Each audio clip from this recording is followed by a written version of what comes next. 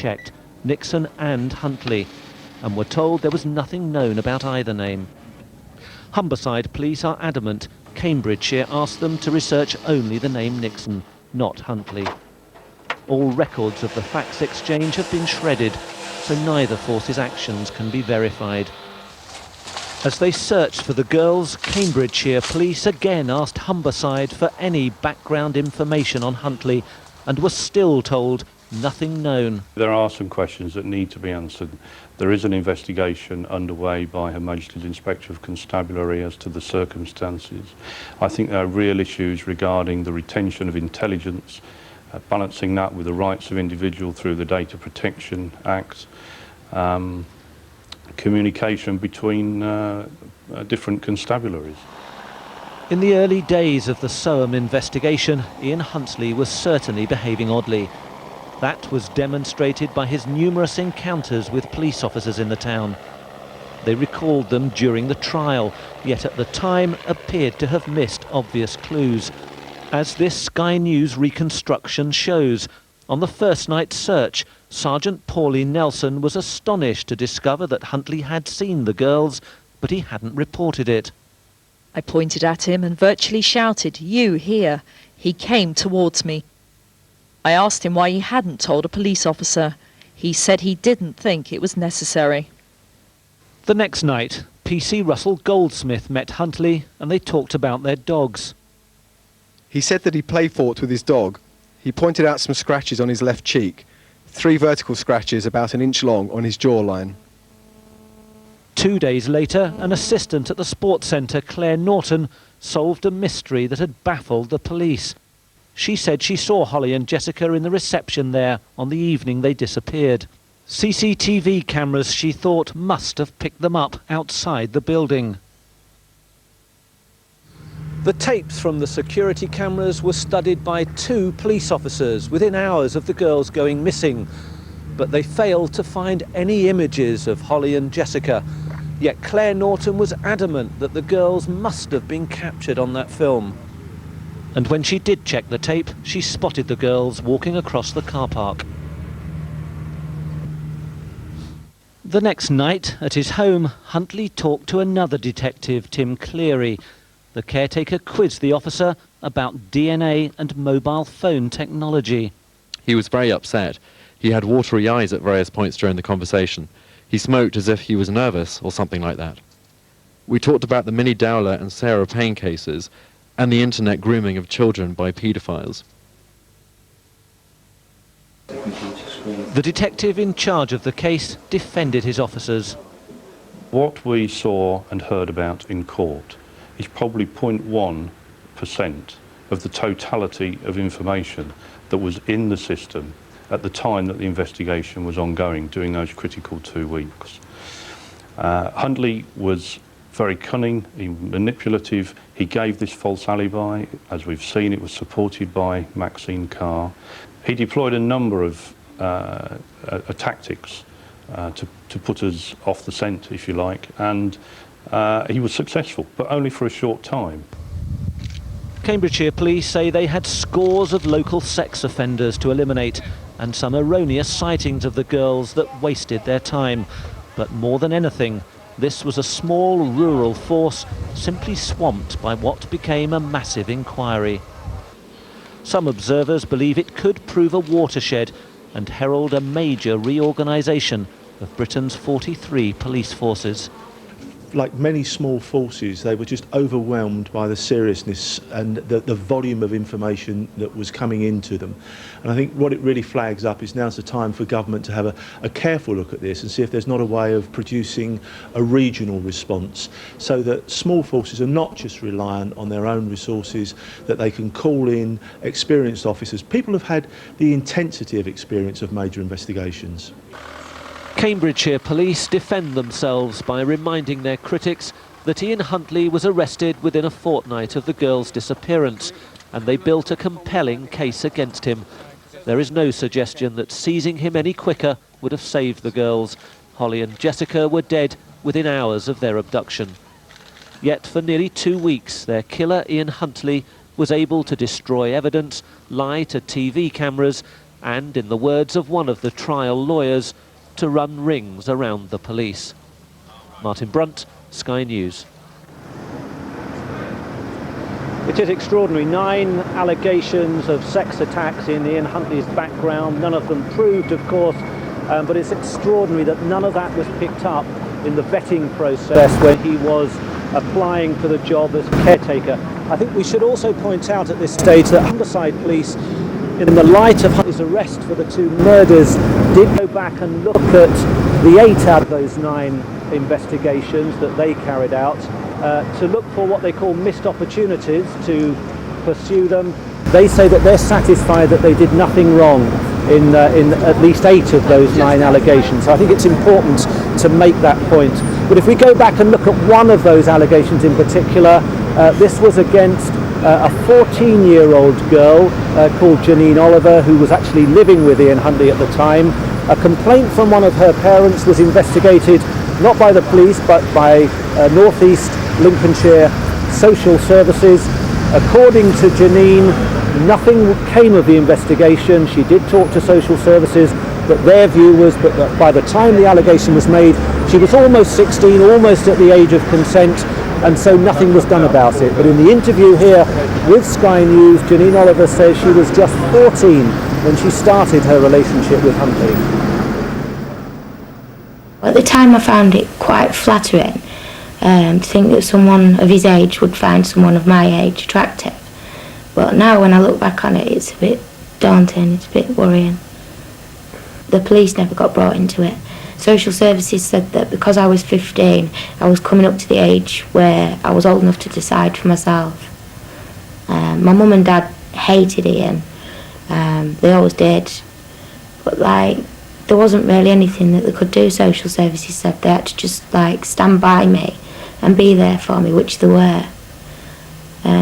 But he treated me awful, he really did. He had a thing about school uniforms, definitely.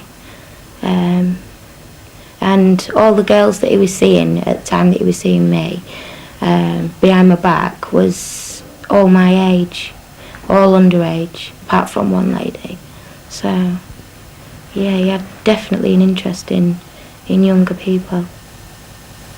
He used to take care of some young girls, he used to babysit for them and he, really got on with them well, but I never thought anything, bad about it or anything like that. But yeah, he used to get on with children and that, so I could have been one of them young girls, really. It's a scary thought, really is. And knowing that I've been with somebody like that just disgusts me. I think he's sick, twisted and demented, and that's putting it politely. He was actually married to my cousin, and he knocked her about until she was had really bad internal bleeding and she lost a baby to him. She had a miscarriage. He pushed her down the stairs and he was always violent with her. So yeah, I can imagine if he can kill an unborn child and he has moods like he does, that he could kill 2 10-year-olds. Martin Brunt's report there. Martin's with us at the Old Bailey. Martin, your report raises an awful lot of questions about what should have been known about Huntley's past. Do you think there are going to be inquiries not only into the vetting procedure but also perhaps into both how Cambridgeshire and Humberside Police have conducted themselves during the course of this inquiry? I think so, and apart from the vetting issue and the complete shambles that was, and I think both police forces will accept that, I think there will be questions asked about why Ian Huntley wasn't a more obvious suspect in the early days of the investigation. And part of that again brings up the lack of cooperation between the 2 police forces. Cambridgeshire say that they asked Humberside early on in the investigation for information about Ian Huntley, intelligence on him. Humberside say, well, they didn't ask us for a number of days, but when they did, we didn't pass on information that perhaps we should have done. And it's a complicated saga. We haven't heard directly from Humberside yet, But I think what they're going to say is that there are data protection issues. And you have to accept that there were no convictions of Ian Huntley, but there was this massive information about allegations that were never proved. That information was stored somewhere. We know that because we've unearthed it over the past few months. And the police accept that that information was there. But I think what Humberside will say is that the information was scattered over a number of regional offices. There was no collation of that information. They will also, I think, accept that they too rigidly applied data protection laws that would have prevented them handing over this information to Cambridgeshire. So all those issues are going to be explored, but I think, you know, everybody can see that it was a shambles. And although Cambridgeshire will say, well, if we got on to Huntley earlier in the investigation, there's no question that the girls were still alive. Everybody accepts that they were dead within an hour, or at least a few hours, or at most a few hours on the Sunday night. The bigger, broader question is, how do regional forces like this cope with big, high-profile cases? Whether they have the detectives who are trained well enough to deal with it, whether there should be a regional pool of highly trained detectives to parachute in on these cases. All that, I think, will be explored over the coming days. Martin Brunt of the Old Bailey, thanks very much for the moment, Martin. Well, back here in Soham, let me just take you back 16 months and remind you of just what did happen in the moments that led up to what the judge said today was Ian Huntley, a cold and calculating child killer, murdering these two little girls. A story that still has many questions to be answered. But let me show you Soham on this cold, bright winter's day from above, and just remind you that there in the middle of the picture was Red House Gardens, the home of Holly Wells, where Holly and Jessica on the afternoon of August the 4th last year had been playing at home, having a barbecue, having their pictures taken in their Manchester United David Beckham number 7 shirts. They then thought they'd just pop down to the centre of the town for a few minutes. They walked down to the end of their road there and then got into Sands Street, one of the main roads that goes up towards the High Street. They walked down there without a care in the world, chattering away like two 10-year-olds would, and then made a left turn down a little snicket, a little side street called Gidney Lane, and that took them into the car park by the Ross Pier Sports Centre. It was there that they were picked up for the first time by the closed-circuit television cameras outside the sports centre. You can see the roof coming into sight there, and the CCTV cameras are on the side wall of that. And we then learned later in this, as the investigation started to be pieced together, that they popped inside to buy some sweeties and then carried on their way, and across in front of the senior school that they would both have aspired to going to once they'd left St Andrew's Primary School, across in front of Soham Village College, through College Close, and outside that College Close at number 5, it appears that they met for the first time Ian Huntley. What happened then we only partially know, but we know that it was enough for him to be found guilty of murder today. Only Ian Huntley himself knows exactly what did happen in those last minutes and hours in the lives of Holly Wells and Jessica Chapman in a house not so very far from where I'm standing now. But we do know something of their last hours. Martin Stamford has been trying to retrace the steps of that final journey in detail. This is where the tragic story of Holly and Jessica begins. A family barbecue inside Holly's house at Red House Gardens in Soham. Jessica had come round to her friend's house to play. Holly's mum took a photo of them in red Manchester United shirts at 5:04 p.m. The girls ate dinner, but an hour or so later they'd vanished. They'd gone to buy sweets without telling any grown-ups. The walk took them down an alleyway and up the main road into the centre of Soham. The girls reached the War Memorial before they doubled back. It was here at the Ross Piers Leisure Centre at around 6:30 p.m. that Holly and Jessica stopped to buy their sweets. From the centre, it's a short walk over the school grounds to the home of Ian Huntley and Maxine Carr. Huntley was on the doorstep of his house, here at number 5 College Close. He told the court Holly had a nosebleed and he offered to help.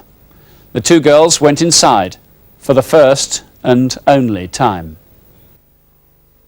In the hall, police say there was a very strong smell of lemon cleaner when they later came to question Huntley. Maxine Carr said she kept the whole house obsessively clean. Huntley says he first took the girls into his living room, but Holly's nosebleed got worse. So all three of them headed upstairs into the bathroom.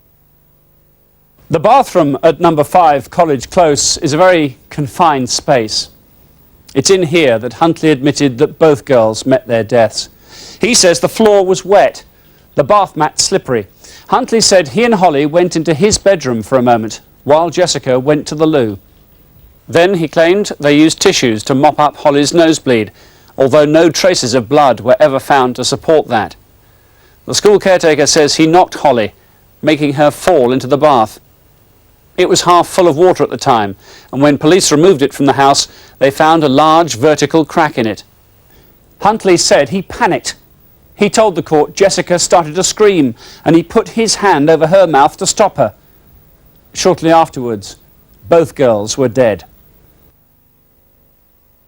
The two girls' bodies were taken along the landing and down the single flight of stairs to the ground floor.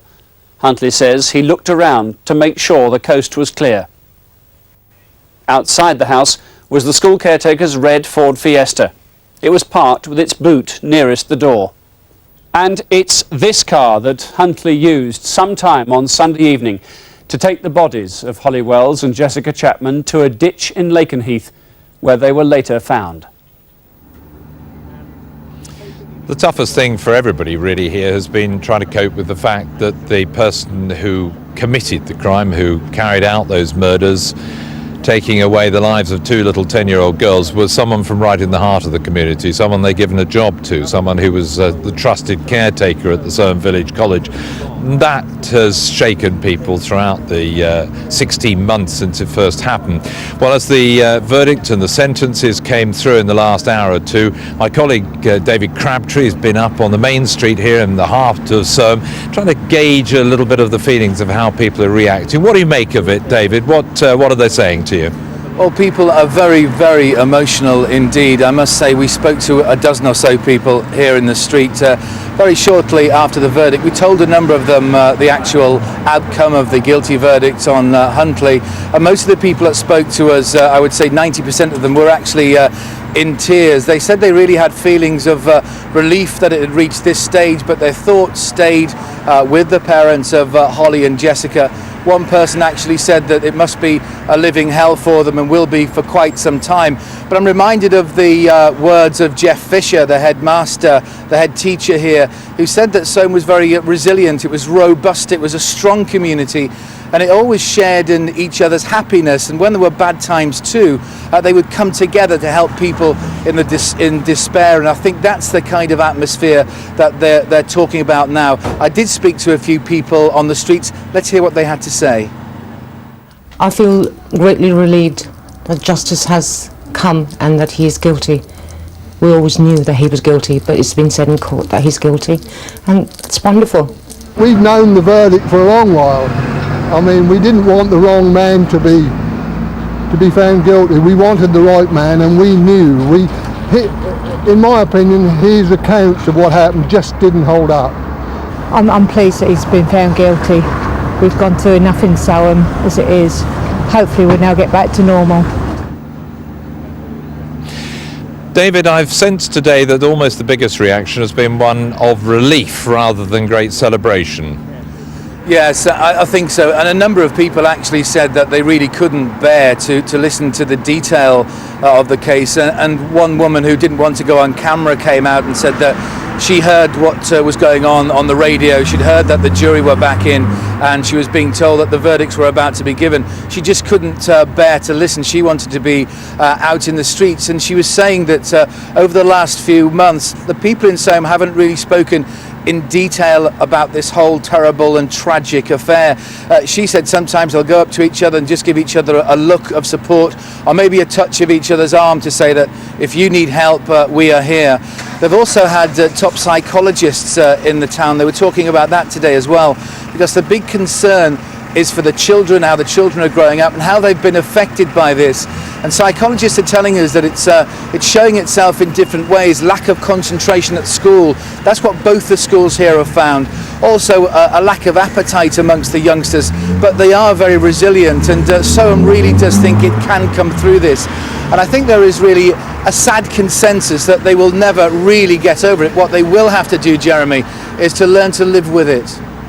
David, the other thing that's also interesting is apart from the psychological scars, which many people are going to bear for a long time, one imagines, there is this physical presence of Ian Huntley's house, the tied cottage that's attached to Soham Village College that he got from the day that he became a £15,000 a year caretaker at the school. That's completely shuttered at the moment and has been for many months. Any news on what may happen to that, David? Yes, they've had a number of community meetings. Of course, they've involved Holly and Jessica's parents very, very closely in this, because that's what they really want to do, to go along the lines of what the parents themselves want to do. And there was no doubt in the minds of them and members of the community and council leaders, people up and down the high street in the shops, that really they want to erase as much of this memory of what happened in that house as possible. So I really think it will be at some stage, perhaps in the near future, actually raised to the ground. It's there at the moment as a terrible reminder. It's shuttered up, it's completely bare down to the floorboards there because of the trial itself. It was forensic examination going on there for several weeks. The jury have been in there to look, police have been in there to look, but I really think that maybe over the next few weeks that will be raised from the college there, and also the hangar where the shirts were found, those partially burned shirts, the Manchester United shirts of the girls, that too will be raised to the ground to delete that memory as well, Jeremy. David, thank you very much. More reaction from Soham later, and of course it is worth reminding people we're being careful not to go near the school today because it's the last few days before the Christmas holidays. There are still youngsters at the school, which is why we're up at the other end of the town, up near the church, and just steering clear of those youngsters who will be finding this yet another difficult day in the life story of this little town of Soham. Now, Ian Huntley may have spent his last days of freedom here in Soham, but had spent much of his life in Grimsby in Humberside.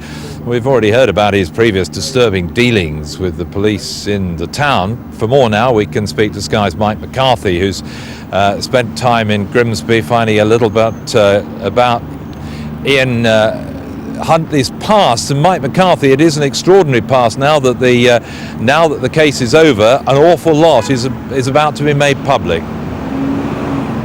Indeed it is. I think in general terms people are saying here today at least part of the cloud that's been hanging over Grimsby has drifted away, given that these convictions have been upheld. But what they're also saying is that there has been, ever since Ian Huntley and Maxine Carr were arrested, a sort of sense of shame, guilt by association, if you like, within the town of Grimsby, which was the spot that this couple spent many of their social hours in. And one thing I think that hasn't been touched upon so far, we can now reveal that Ian Huntley has his own daughter. This man who's been convicted of the murder of 2 schoolgirls has in fact a daughter of his own. She's 6 years old. We're not allowed to identify her. She lives locally, but the local council, North East Lincolnshire Council, have brought out an injunction preventing the identification of this girl, and as you can probably understand, for very obvious reasons.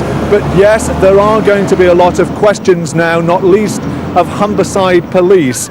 They will be asked at a news conference this afternoon. They say that they'll be holding a news conference before too long. They will no doubt be asked, why was it that the school where Ian Huntley worked was not given all of the intelligence about his background?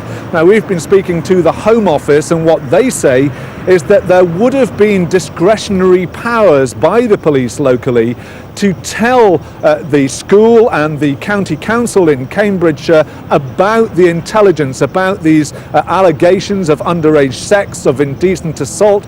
and indeed of rape. And why that wasn't passed on is going to be one of the key questions I think that will be asked at that news conference. We've also, Jeremy, had a reaction from North East Lincolnshire Council, a statement from them. They were involved, Children's Services were involved in investigating these allegations of indecent assault and of underage sex, and this is what they've had to say about that. Their statement comes in the form of a question and answer, and they ask almost of themselves, why was a connection between the 5 cases that they dealt with never made? And this is what they say in answer to that question.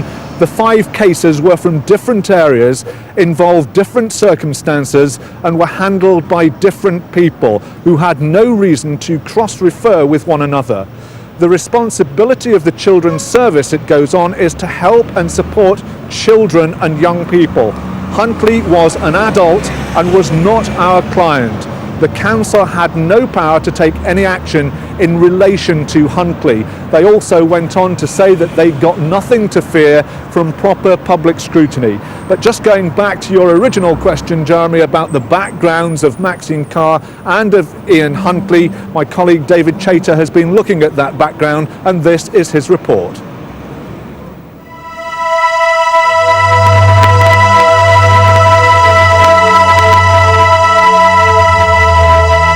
They've been sharing the same penetrating spotlight in dock number 1 at the Old Bailey. But if you piece together the past and the personalities of Ian Huntley and Maxine Carr, long before they even met, they shared an upbringing in Lincolnshire scarred by the same emotional turmoil, a past that marked them out as misfits and loners within their own communities. Here in Grimsby, the case has provoked a lot of soul-searching, even feelings of collective guilt, that 2 of their own could ever have been involved in such a grisly tragedy.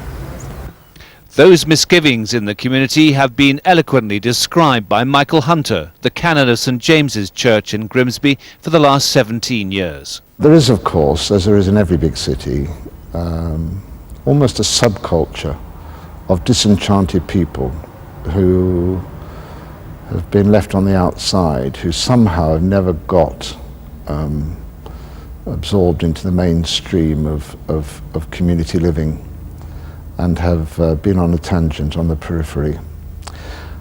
It could be that these 2 people fell into that category. Fellow pupils at Huntley's school described him as the victim of bullying, as someone who sought out the company of young girls in his class, girls he could control. You could just walk in a common room every day and he'd always be sat there with the ladies and that.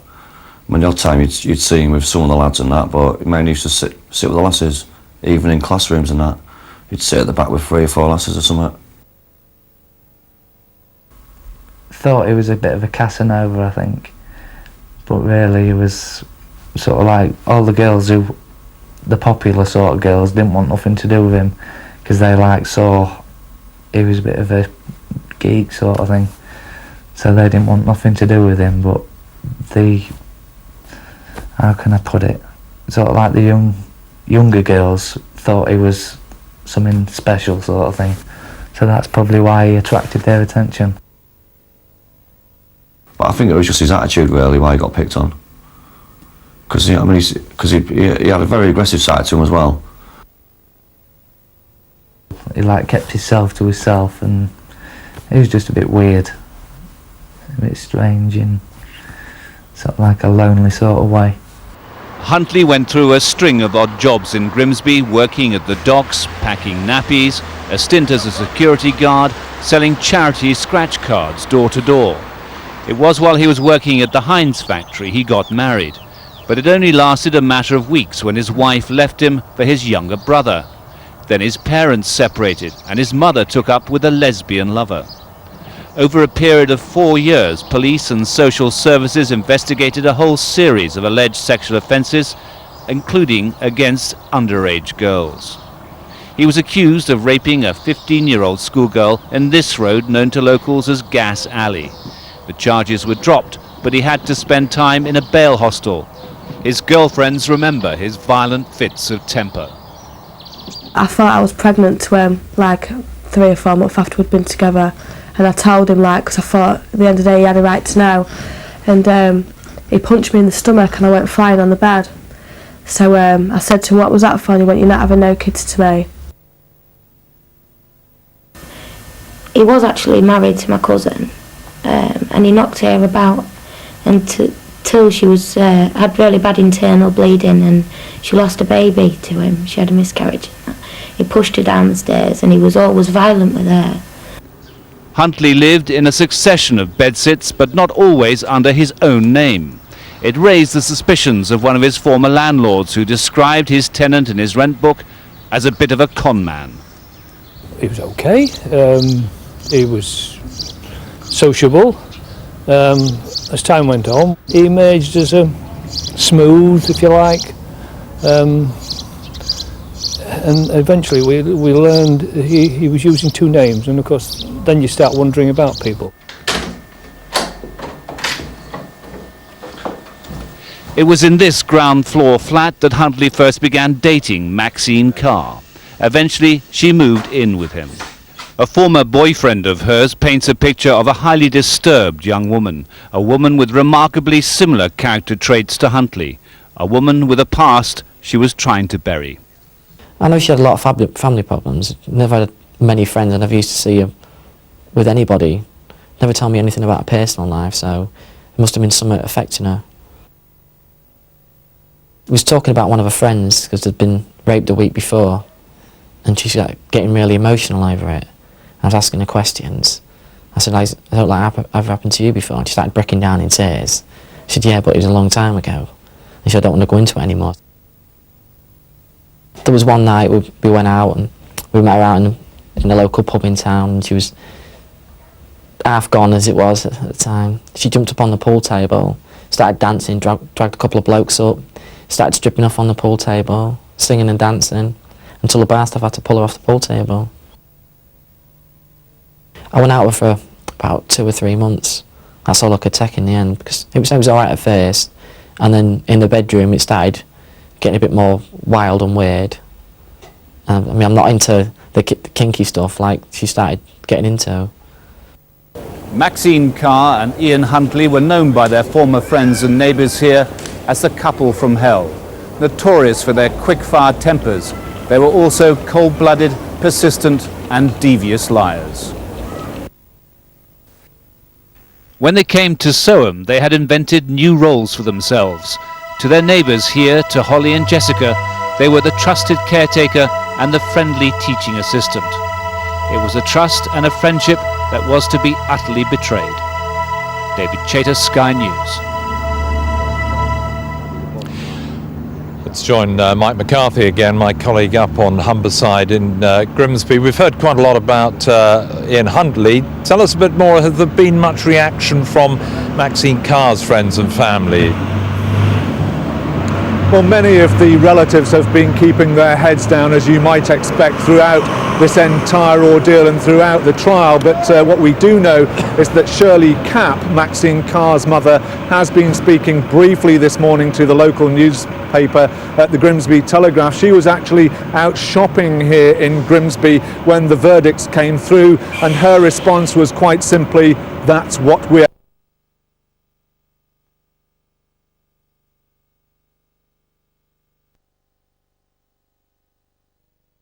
Holly Wells and Jessica Chapman. The co-accused Maxine Carr was sentenced to 3.5 years for conspiring with Huntley to pervert the course of justice. She's already served nearly half of that sentence in custody.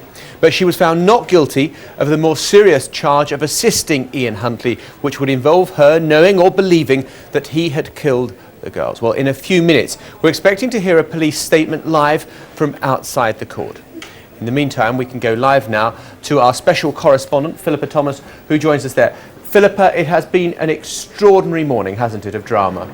It has. First, we knew it was going to be a majority verdict. They couldn't decide. Very quickly afterwards, John, they came in with the verdict 11-1 on those murder verdicts for Ian Huntley. One juror could not agree, but murder for both girls. They didn't believe Huntley's story. They chose to believe that he had lied throughout and that he had intended to kill the two girls, that perhaps, as the prosecution lawyer put it, he had lured them in, he had targeted them, perhaps it had some sexual motivation. Maxine Carr, as you say, cleared of those very serious offences of assisting an offender. The jury decided she did not know what Huntley had done. She didn't know or suspect enough. What she did was conspire to pervert the course of justice. She admits she lied. She admits she was trying to protect him.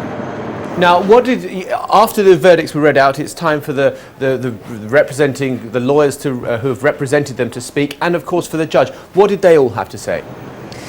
Well, of course, the lawyers spoke on behalf of Ian Huntley and Maxine Carr, but when the judge spoke to Ian Huntley in the dock, he said these were two little happy, intelligent girls. You murdered them both. He said you showed no mercy, you showed no respect, and he said your approach has been one of merciless cynicism. He said your tears have only ever been for yourself and not for them. The judge also had harsh words for Maxine Carr, saying to her if she had had the slightest regard for the girls or their parents, she would have told the truth. She would not have continued to lie.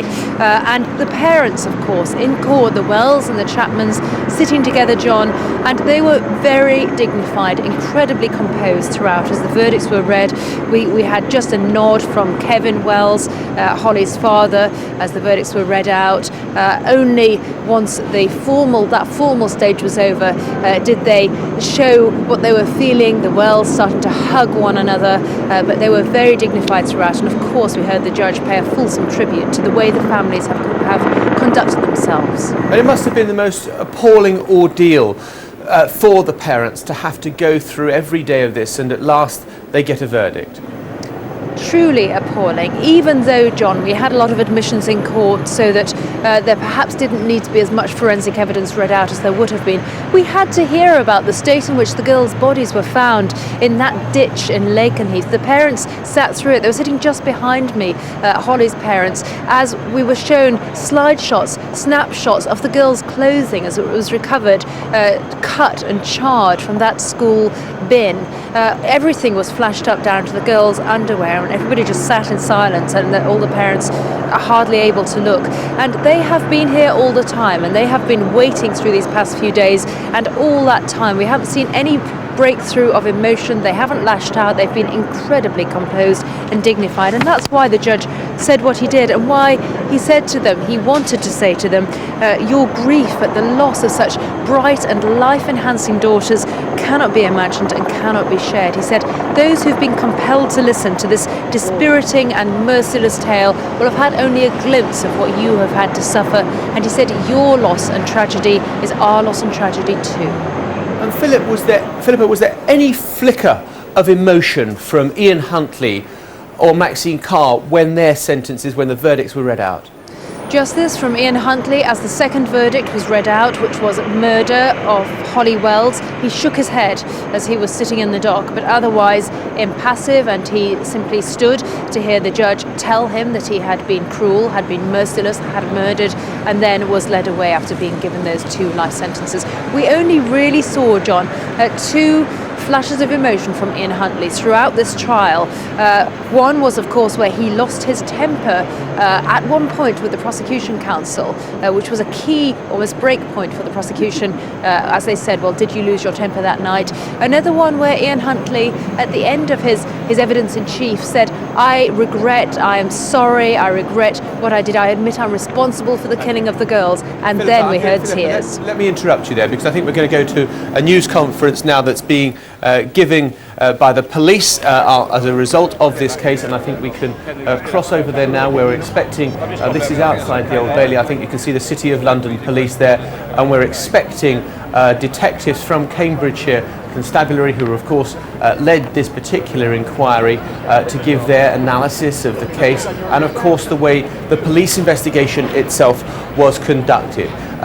As we've been hearing throughout the programme, there have been question marks raised over whether the Cambridgeshire police were sufficiently geared up for an inquiry of this particular scale, whether they made mistakes in the early stages of the inquiry, not following up leads quickly enough, or perhaps spreading the inquiry too thinly over a wider geographic area rather than concentrating on whether something had happened in Soham itself. And of course there was a very long gap of something like 12 days between the girls disappearing on that Sunday, August the 5th, until Ian Huntley was taken in for questioning on the Friday night about 12 days later. And that did lead to a lot of criticism.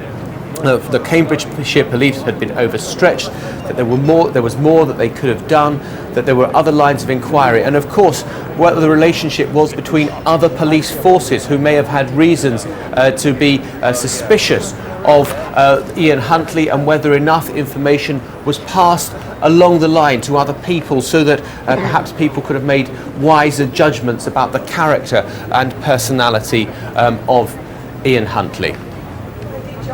Certain things have already come from this case. We've had the Home Secretary David Blunkett announcing an independent inquiry will now be opened into way in which information on Ian Huntley's background was kept and then used by the police. We're just looking at the pictures still. We're waiting for a press conference. If you're watching us, just joining us, you will see from our caption, Ian Huntley found guilty of the murders of both Jessica and Holly. He's got a life sentence for both, a double life sentence. We are expecting a press conference from Cambridgeshire Police, the police officers involved in the whole investigation from day one. We heard just a few minutes ago from a consultant on the case that it was a very difficult case, but almost from the beginning they did focus on Ian Huntley and latterly Maxine Carr. They said from about day 13, in fact, they brought him into an inner circle. They watched him as part of the proceedings. They were concerned because the girls had been seen in the vicinity of Ian Huntley and Maxine Carr's house. You may remember from the evidence given to the jury. Just to remind you, the caption on the screen, just in case you have just joined us, Ian Huntley has been found guilty of the double murders of Holly Wells and Jessica Chapman and given a life sentence for each of them. This is a press conference by Cambridgeshire Police.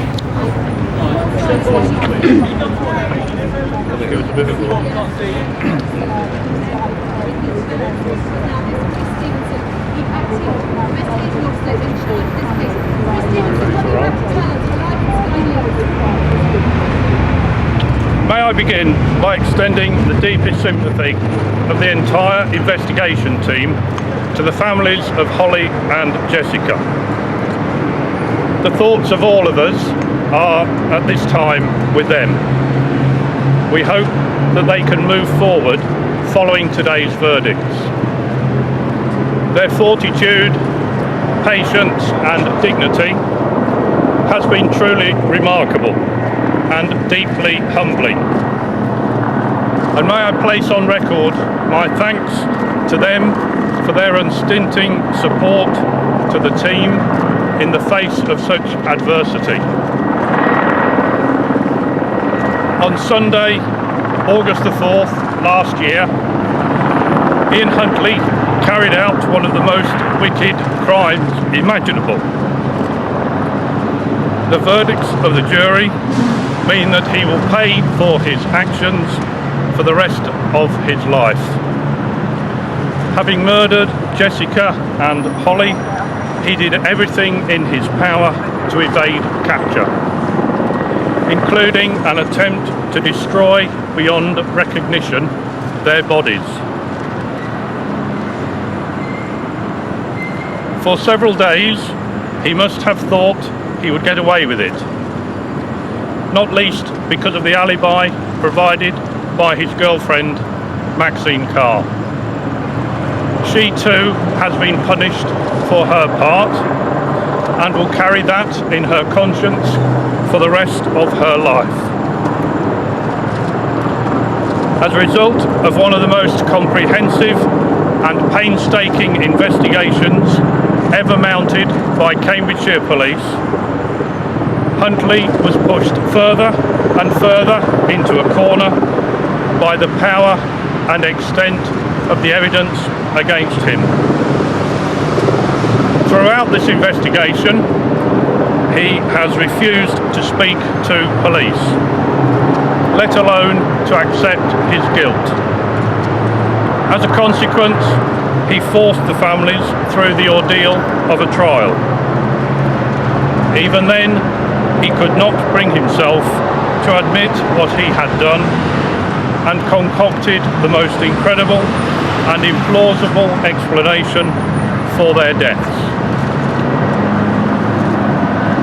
I would like to pay tribute to the many hundreds of Cambridgeshire police officers and police staff who have worked tirelessly in often distressing and difficult circumstances to ensure justice was done. In particular, I wish to thank Andy Hebb and Gary Goose for their unstinting professionalism and dedication, and to Tony Rogers for his knowledge and expertise. I thank the many officers from other police forces and specialist units who assisted us, particularly in the initial phases of the inquiry. And also my thanks go to the media team who have worked tirelessly through the inquiry and the trial.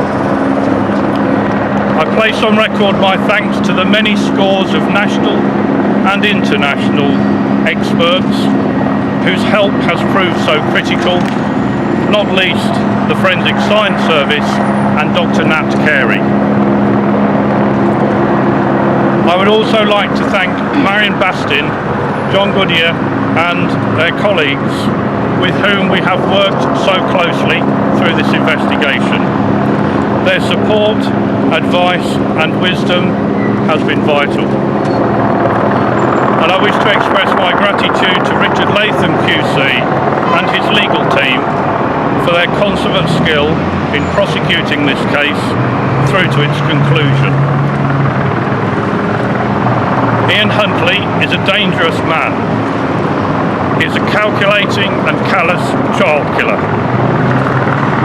Only he knows why he murdered Jessica and Holly.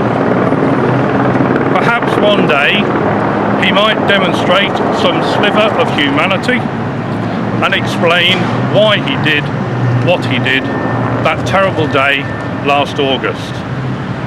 Thank you.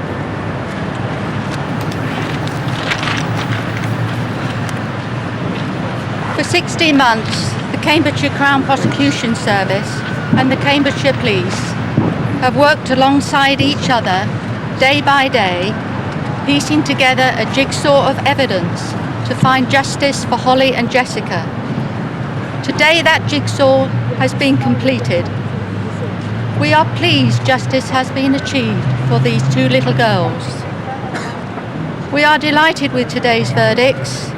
We produced to the court overwhelming and convincing evidence to prove that Ian Huntley murdered Holly and Jessica and that Maxine Carr conspired with him to lie to the police.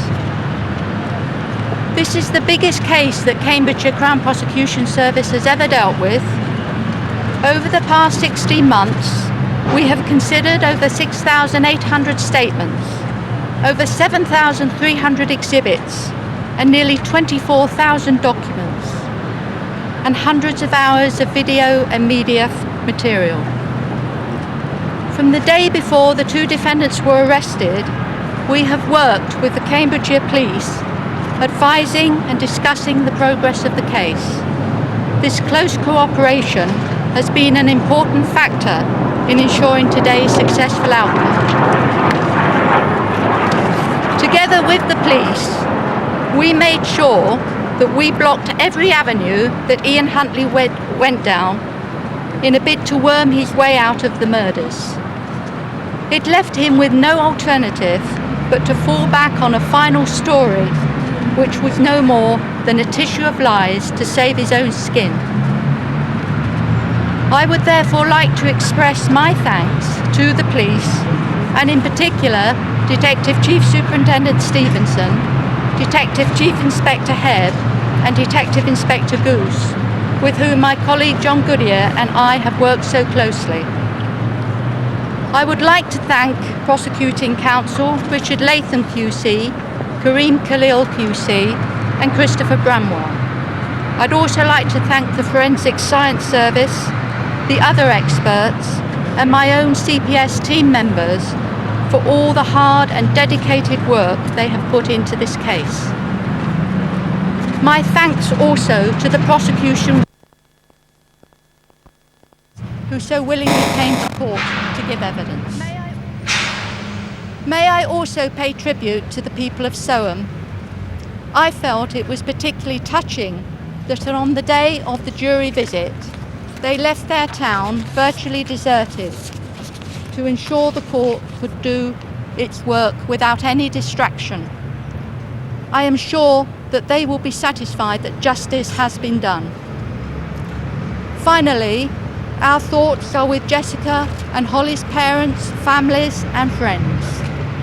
Mr. and Mrs. Chapman and Mr. and Mrs. Wells have waited a long time for today's outcome, and they have shown enormous patience and trust in the prosecution team throughout this ordeal. We have all admired their dignity and restraint at a time of such incomprehensible anguish. Thank you. Mr. Stevenson, could we ask you one question? As a caretaker. And that's the scene outside the Old Bailey, where we've just been hearing from Detective Chief Superintendent Chris Stevenson from Cambridgeshire Police, and then, as we were just hearing from Marion Bastin from the Cambridgeshire Crown Prosecution Service.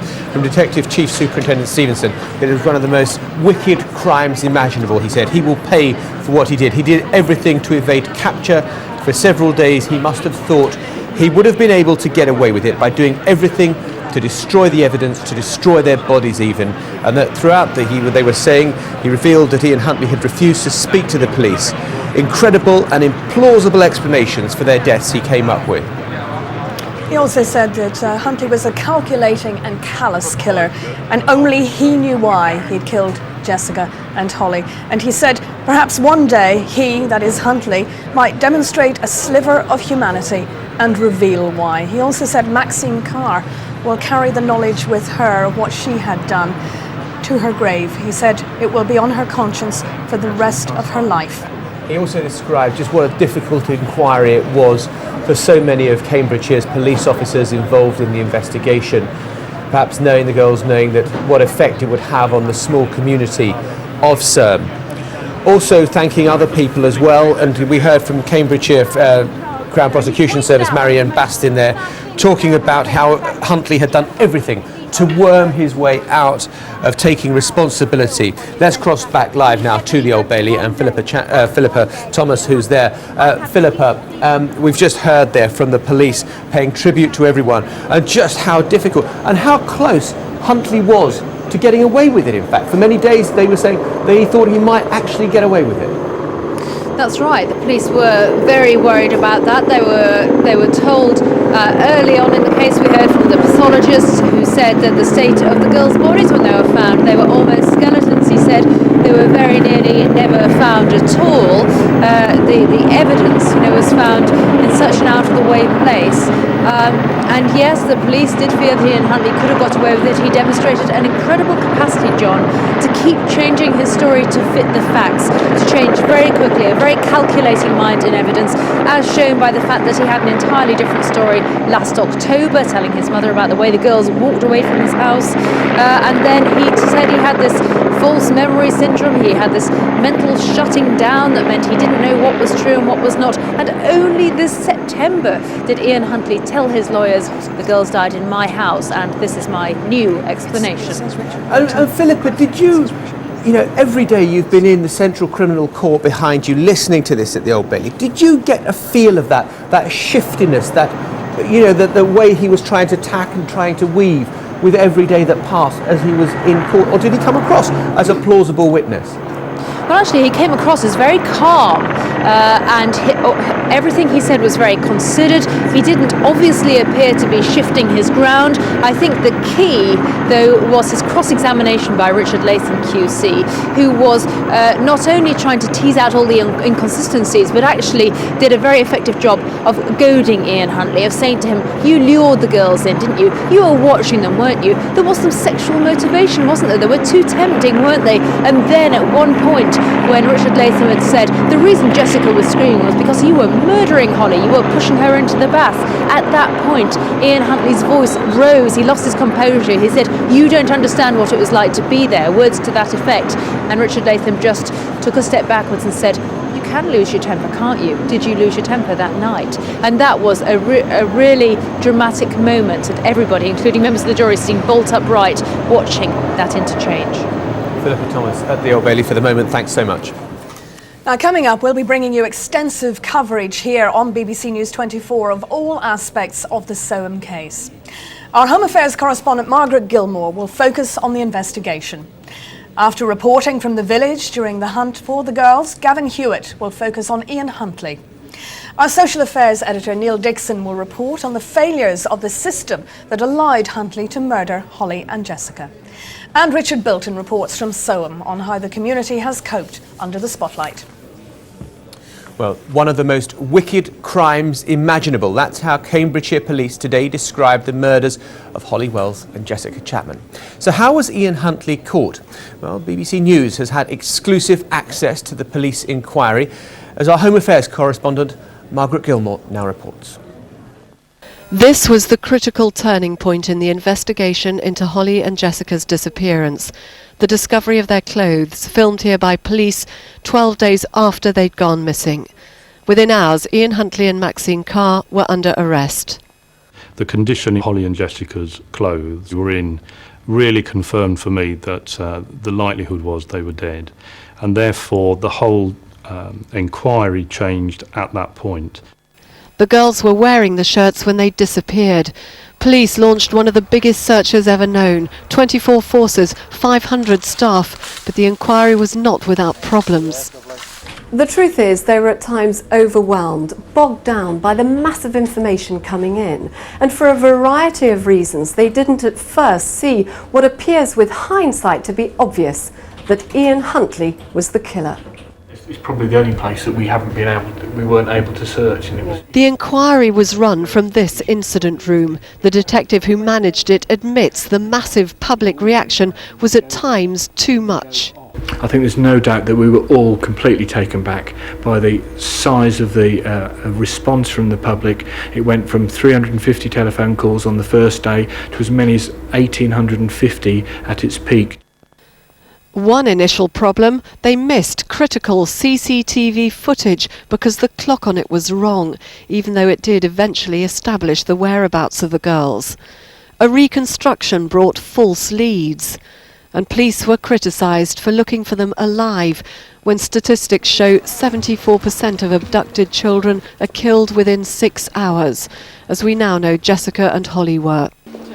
Andy Hebb was the detective elected to be spokesman for the inquiry. Statistically, we knew that in all likelihood the girls were dead. However, we were being advised that if we went public with that, then should the girls have been alive and with an abductor, that could have actually forced his hand and killed the girls. 11 days into the investigation, a new face was brought in to take charge. I felt the inquiries had gone out too far outside of Soham, and we hadn't actually bottomed out all the issues within the village itself. Chris Stevenson ordered a forensic search of Ian Huntley's home. This police video, released exclusively to the BBC, was taken at the time. It shows he'd spring cleaned the house. The bathroom with its cracked bath, where he told the court Holly died, was now spotless. And his bedroom, where he claimed Jessica sat on the bed. The stairs he carried the bodies down. Detectives found a map open on the page where the bodies were later found. Despite the clean-up, these computer images presented to the jury show forensic scientists were able to find 49 microscopic fibres linking Huntley to the girls. Even fibres from the 5 shades of blue in the carpet were there. All 5 of those coloured fibres were found on the Manchester United tops in the bin. Also, we found fibres from the Manchester United tops within the house and also on Mr. Huntley's yellow shirt. Huntley had been a key suspect at the start, so had several local sex offenders. But he'd been eliminated when Maxine Carr said she'd been with him. She even gave television interviews to this effect. I was in the bath at the time, and like I said to everybody else, if I'd have been downstairs, I probably would have been talking to them outside, asking them where they were going, what they were doing. Only after her arrest did she admit in this police interview that the alibi was false. And when I found out that he was the last person to see them at that time, to speak to them, I just didn't know what to do. And I'm sorry for wasting time and all that. Nevertheless, they were now closing in on Huntley. Hours after searching his home, they went through the school again and found the girls' clothes in the bin. Huntley was now arrested and police called in a forensic profiler. His job, to tell detectives where Huntley may have hidden the girls' bodies. As he actually briefed them, this police video shows they were dramatically interrupted. I need to interrupt, I'm sorry. We had finding in Brandon of 2 bodies. I remember a public. Brandon's an ex-convict, obviously. I think events have taken over, I was going to say. The difficult part to come to terms with was that 2 girls had died. The chances were that one had died before the other, and what had happened to the one that had to watch her friend die first. I know that members of the team had great difficulty coming to terms with that. The terrible deaths of Holly and Jessica leave a lasting legacy. The way police carry out major investigations will never be the same. Highly trained specialist detectives will in future be brought in earlier. With hindsight, police could have handled the inquiry differently, but it would not have saved the lives of the 2 young girls that tragic August evening 18 months ago. Margaret Gilmore, BBC News, Cambridgeshire. Now we can go live to Soham in Cambridgeshire. My colleague Chris Eakin joins us live from there. Chris. Yes, Maxine, what of course made this all the more difficult for the people of Soham was the fact that Ian Huntley then went on to lie about what happened and attempt to cover it up, which was referred to, as we saw, by the police there, by Detective Chief Superintendent Stevenson outside the Old Bailey. We'll be back to the Old Bailey, of course, shortly. But for the people here, it has been difficult to come to terms with that extent of lying. St Andrew's Church here, a focal point. The vicar has very much been a spokesman for the community here. And the High Street is just off there. We're a field away from this. The High Street there in the trees. Jane Hughes, our reporter, is on the High Street and has been speaking to people there as to their reaction. Jane, what have they been saying? Well, Chris, Soham is a very emotional place today as the word spreads out that Ian Huntley has been found guilty of murdering Holly Wells and Jessica Chapman. And really the overriding emotion here is a feeling of relief. This is something that's been hanging over people not just for the 6 weeks of the trial, but for 16 months since Holly Wells and Jessica Chapman went missing after walking through this village along these streets here. So we've been out talking to people, breaking to many of them the news of the verdict from the Old Bailey, and this is what they've been saying to us. I'm just pleased it came today. It's a shame it's taken so long to actually come up with a verdict, but at the end of the day, at least they got him for double murder, so and hopefully we'll be able to go on and have a decent Christmas now. Justice at last, peace for the family, move on with their life, and I hope it's reconciled them, but I don't think it will.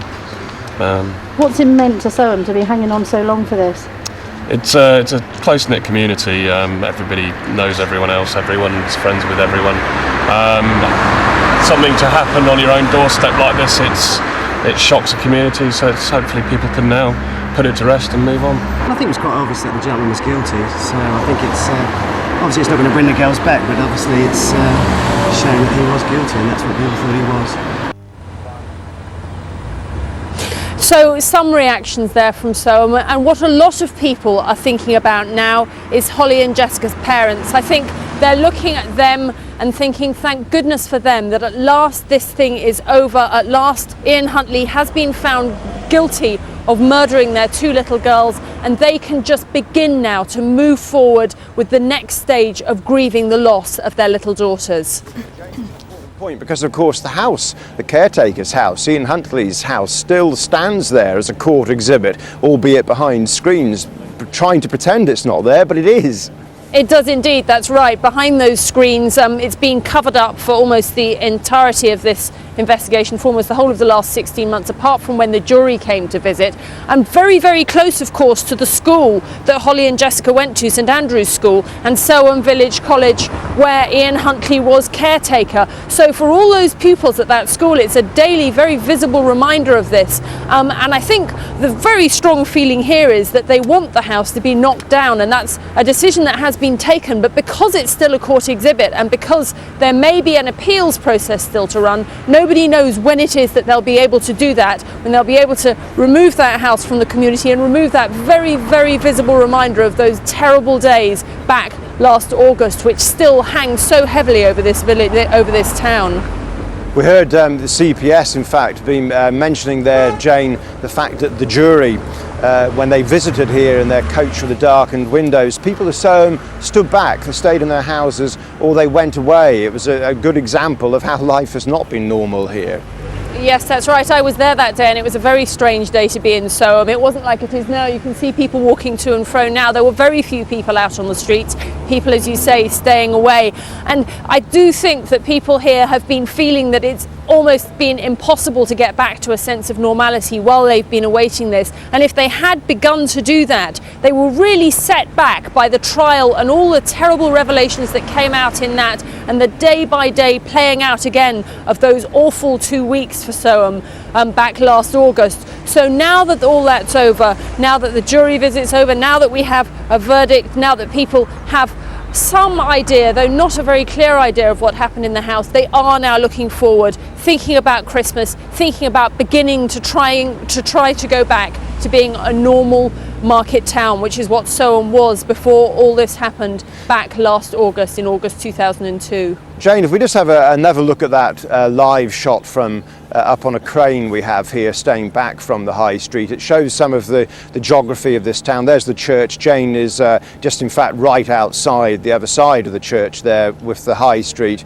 And then off to the right we see the actual Soham Village College is in the trees there out of sight, with Ian Huntley's house, the caretaker's house as well, just off to the right there. You can see our position, the media village, very deliberately away from Jane. Jane is one of just a couple of television reporters who have approval to be on the high street there with live cameras, but most of those facilities deliberately this field away from the school. That's the school there with Ian Huntley's house just in front of it, and the authorities there have asked for all of the media to stay away until 5 o'clock this evening. All the children are being told the verdicts in school today, so they don't pick it up on the grapevine outside, and so they don't bump into hordes of journalists. We stay away till 5 o'clock, and that's all part of the relationship which has been struck up to help the town deal with this, with the Vicar of Soham of St Andrew's Church here, very much leading that liaison with a special group which was set up indeed, the Gold Group, dealing with, because of course you can see there, as we're just leaving the bottom of the screen, the size of the media's presence here. Jane, one of the reporters in fact, who was here throughout the entire time, the time when people were looking for Holly and Jessica, not knowing that they had been killed right in the centre of the town, in that house which the school now hopes to be able to demolish shortly, now that it's no longer a court exhibit. And with that, back to John and Maxine. Chris, thanks very much indeed. Chris there from Soham. OK, let's just go to the House of Commons now, because I think David Blunkett is making some statement, the Home Secretary, and he's talking about this. The Home Secretary is ill, and I think we'll send him our best wishes for Christmas as well. Oh, there seems to be some demur on the Liberal benches, but I'm sending it on their behalf. Be joyous for Christmas. Well, that's David Blunkett there in the Commons. He is going to be talking about asylum. In fact, he's just gone in to talk about the asylum bill there, but we are expecting him later to make comments, because he's announced that there will be an inquiry into how Ian Huntley, with his past, known to many social services, was able to get a job as caretaker of Soham School. We'll bring you that, of course, as soon as we can. Because, of course, that is one of the central questions. What do we know of Ian Huntley and his past? Well, our correspondent Gavin Hewitt has been investigating. Name and address, please. Ian Kevin Huntley, 5 College Close, Soham. Thank you, Ian. Now, before we start, I want to caution you, Ian, and that is to say you do not have to say anything, but anything you do say may be given in evidence. Now, do you understand that you are under caution? Sorry, can you repeat that? Yes, what I have to do is caution. The many faces of Ian Huntley. Here he is being questioned by the police. His legs are trembling. He mutters his answers. Okay, do you understand that? Then there's the articulate Huntley, callously talking about Holly and Jessica, knowing he had killed them.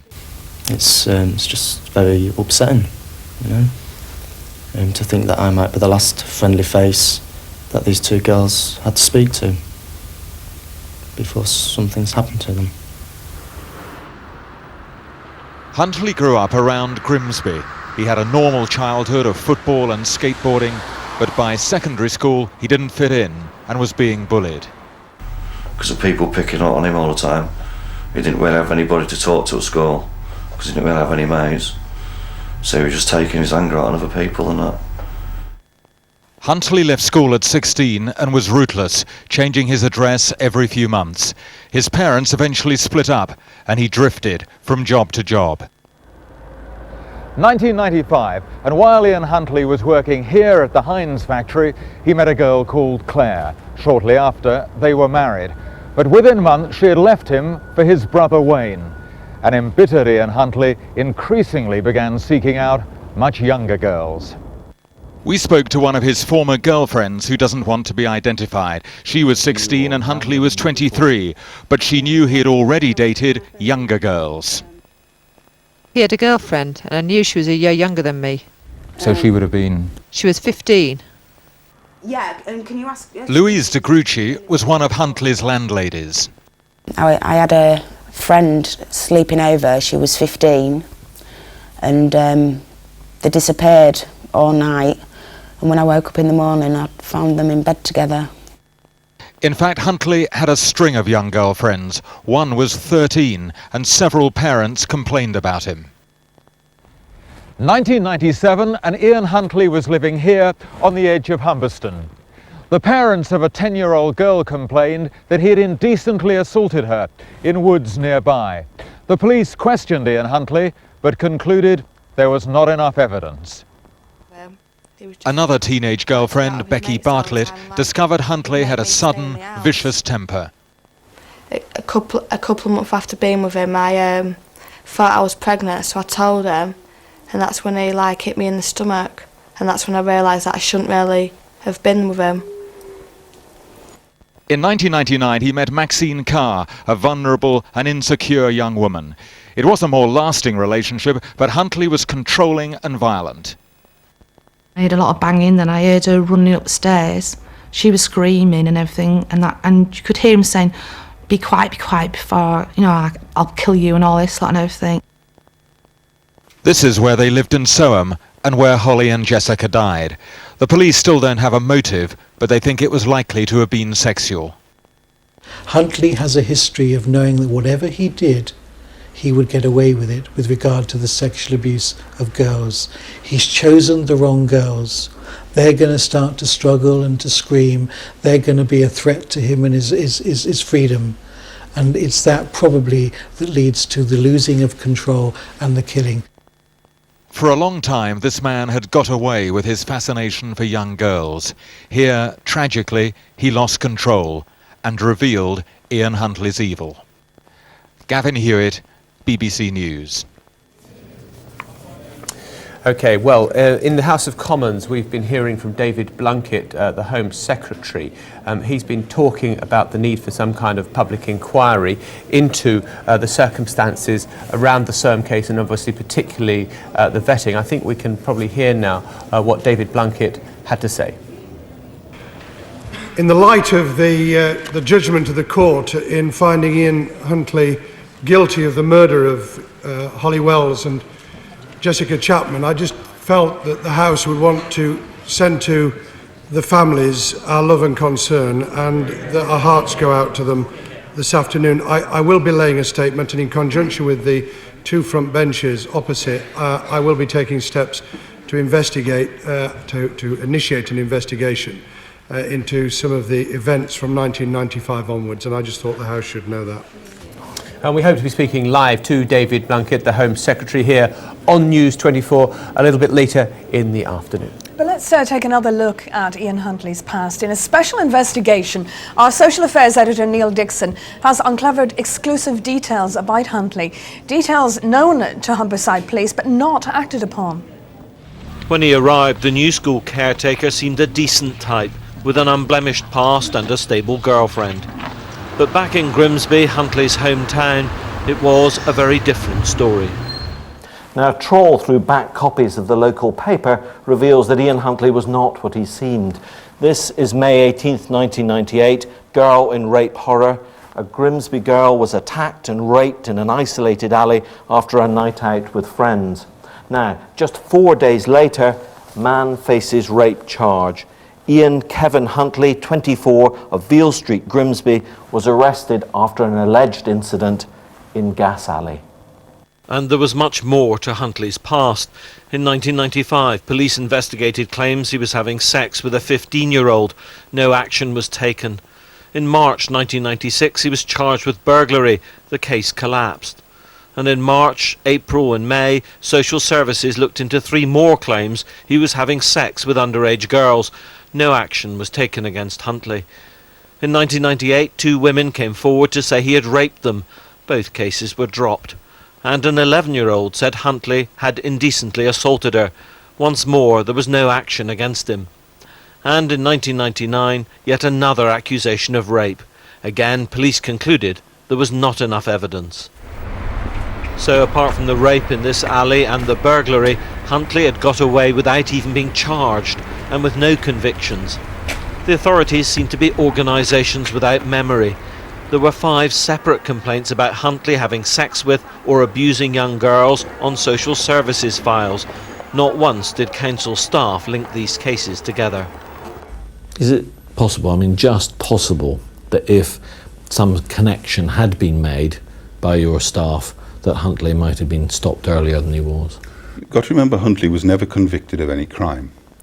And clearly there were investigations into alleged crime that Huntley was involved with, but there were decisions that were taken not to proceed with those cases for various reasons. Those were decisions that the police took.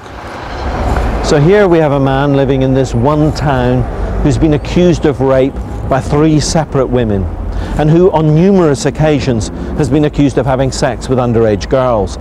He is clearly a menace. So how on earth was he appointed as a school caretaker? This is his application for the SOAM job. Note that he's changed his name to Ian Nixon. But, like anyone wanting to work with children, he also had to fill in a police checks form. And on this, he did admit his previous surname was Huntley. The form was sent here to Cambridgeshire Police. Their job was first to check the police national computer. But they only checked under the name Nixon. They did not check under Huntley. If they had, the burglary charge held on file would have appeared. The head teacher at Soham Village College who took on Ian Huntley is clear. If he'd been told what was on the national computer, it would have made a difference. Had Cambridgeshire Police told you that there was a burglary charge on file for Ian Huntley, what would you have done? He'd have been dismissed. There'd be no doubt at all about that, for a variety of reasons. First of all, any staff I'd be looked at very carefully with that information. But we're talking here about a member of staff whose first line in his job description is site security, and it'd be untenable to expect him to therefore fulfil that role, or for me to have trust and confidence in him doing that role with that information. So in August 2002, when Jessica and Holly were killed, he wouldn't have been the caretaker here? No, he wouldn't have been. But there was another stage in this checking process. Cambridgeshire Police sent Huntley's details to his home force in Humberside. There they should have had records of all the investigations in Grimsby that did not lead to convictions. Humberside Police had a vast amount of intelligence on Huntley. He should have been the last person in the world to be allowed to work with children. But hard though it is to believe, they gave him the all clear. For their checks, Humberside Police believe they were only sent the name Nixon, but that shouldn't have mattered. I understand that on 2 occasions Humberside officers were told Huntley and Nixon were one and the same. They failed to record this in their intelligence files. and their whole criminal intelligence system was flawed. Vital information was routinely thrown away, so Humberside officers interviewing Huntley didn't know about his past. And even more incredible, staff vetting job applications did not have access to information about sex offences and children. The system was a sham. The Cambridgeshire officer responsible for bringing Huntley to justice says all the failures must now be addressed. Well, clearly the system hasn't worked. I don't think there's any point in hiding behind that fact. I think there needs to be some form of inquiry into exactly how it did happen. And I understand that the Home Office are in fact instigating an inquiry. Back at the Surm Secondary School, how does the head teacher who employed Huntley feel now about the failure of the police checks? Deeply dismayed at hearing it, that a man with that sort of background was put in a position of trust by me. And was mixing with our children and the staff, and that there was no indication of I couldn't express just how dismayed. I feel physically sick actually to think that was the background of a man that was appointed here. The checks failed. It gave this man a position of trust with children. It was a catastrophic error with tragic results. Neil Dixon, BBC News. And you can see more about the investigation into Ian Huntley and the murders of Holly and Jessica tonight on Real Story. That's on BBC One at 9 o'clock. And we're just getting some news from Ian Huntley's legal team at the Old Bailey. His legal team will be making a statement at around 2 o'clock, just over 10 minutes' time, outside the Old Bailey. We'll be bringing you that live as soon as it happens. Now, you just saw Neil Dixon's report there. We saw the background to Ian Huntley. Neil Dixon now joins us live with more on that. Neil, you said in your report, organisations without memory, and it seems incredible that there could have been so much information held by different people and yet it didn't come together.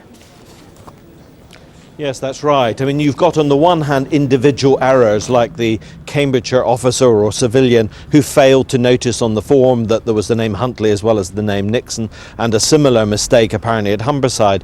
But you've also got what appear to be very severe system errors. The fact that the Humberside force didn't seem to keep a proper archive of criminal intelligence. The fact that in the Humberside system they had a separate area for sex offences and children, and the officers or the clerks who were dealing with these job applicants who were supposed to be vetting people's suitability to work with children didn't have access to that database. And those are really very fundamental errors, and those are the kind of things that the inquiry will have to look at, as well as the whole way in which Huntley was apparently allowed to get away with a series of offences in and around Grimsby before he went down to Surm. And we heard from the headmaster of the school of course relying on these police checks, so hoping that the background checks are thorough enough, particularly with children involved. Yes, and you could see in his face the absolute dismay when I ran through with him the extent of Huntley's background. Now, of course, people are charged with things and they're innocent, and it is true that he wasn't convicted of any offence, any serious offence anyway, in and around Grimsby. But when you accumulate the fact that different women who didn't know each other at all came forward and said they'd been raped by Huntley, when young girls 13, 15 years old, in different situations, there were complaints about him having sex with them, no connections between them. Somebody in the police force should have put those things together, and they should have been acting against Huntley. And I think that is the question that the Chief Constable will have to answer this afternoon when the press conference is called, and he will be explaining what his force has done and why they did it. Neil, it does beg the question, doesn't it? Is this a nationwide problem? Well, I think that's a very hard question at this point to know. I think there will be real questions about the quality of police intelligence around the country. My guess, for what it is worth, is that there are real problems with criminal intelligence in some forces, but the other forces are much better. Certainly one senior police source who we've spoken to, who did look at the situation in Humberside and who said there were concerns in other forces as well, described the position in Humberside as farcical. Neil, thanks very much indeed. Well, let's stay with some of the themes there that Neil was talking about, and particularly the right for people to get intelligence on somebody even if they haven't been convicted of a particular crime. Well, joining us now from Westminster is the NSPCC Chief Executive, Mary Marsh. Of course, the NSPCC, the National Society for the Protection of Cruelty to Children.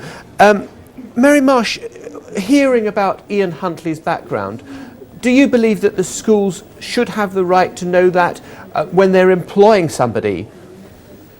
Can I just start by saying that I do want to register my own feelings at the moment and my particular concern for the families who I think have had a terrible experience, and this that we're discussing now just adds to that. Justice has been done now in this case, but you're right, we do now need to look at what we can learn from what went wrong here, because it was quite extraordinary. Well, what do you think we can learn? It just does seem that the classic right hand not knowing what the left hand is doing is writ large in this case. I think that it's important, and I welcome the fact that the Home Secretary has immediately called for a formal inquiry. We can't say very much at this stage until we have the full details, although what your programme has already listed makes pretty stark case. The fact is that people who work with children need to be we need to be absolutely clear and confident that they are safe to do so.